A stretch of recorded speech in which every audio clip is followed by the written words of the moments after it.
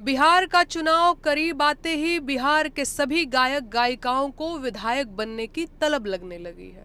सबको टिकट चाहिए। कुछ लोगों को गरीबों की लाठी बनना है और बिहार को बदल देना है। कुछ लोगों को मोदी जी में भगवान दिखने लगा है, लेकिन बिहार को बदले बिना ये भी नहीं मानेंगे। ये सब पलायन जरूर रोक देंगे। वाह भाई वाह। बिहार पिछले तमाम सालों से अपराध और भ्रष्टाचार में डूबा हुआ है। हर साल जहरीली शराब से मौतें होनी तय हैं। रोजगार मांगने पर छात्र जानवरों की तरफ पीटे जाते हैं। एग्जाम होने के बाद पेपर आउट होने की खबर आना दस्तूर सा बन गया है। मरीज अस्पतालों के बाहर लाइन में मर जाते हैं और दुर्भाग्य प्रबल हुआ तो अस्पताल का मुंह देखे बिना ही स्वर्ग सिधार जाते हैं। बाकी पुल तो खैर गिरते ही रहते हैं। लेकिन इन तमाम अवसरवादी महत्वाकांक्षी गायकों और गायिकाओं ने कभी भी बिहार के इन बेहद जरूरी मुद्दों पर अपनी जुबान नहीं खोली।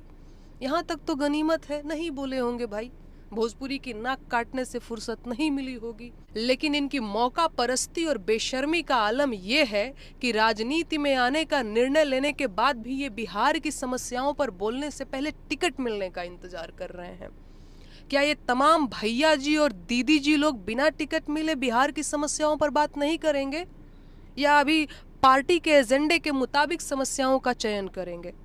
इन्हें बेरोजगारी और पलायन नहीं दिख रहा है, या लाठी खाते विद्यार्थी नहीं दिख रहे हैं? ये जहरीली शराब से हुई मौतों के बारे में नहीं जानते, या अस्पताल के बाहर मरते मरीजों की खबरें इन तक नहीं पहुंच रही? अब सुनिए सीधी बात, तो सरकारी मंचों की मिठाई खा लीजिए या सरकार की आंखों में आंख डालकर सवाल पूछ लीजिए। चापलूसी और सवाल जवाब एक साथ नहीं हो सकता। जनता गरीब है, बदहाल है, लेकिन मूर्ख नहीं है। उसे आपकी सेवा भावना का भी खूब आभास है और आपकी महत्वाकांक्षा भी उसे बाकायदा मालूम है।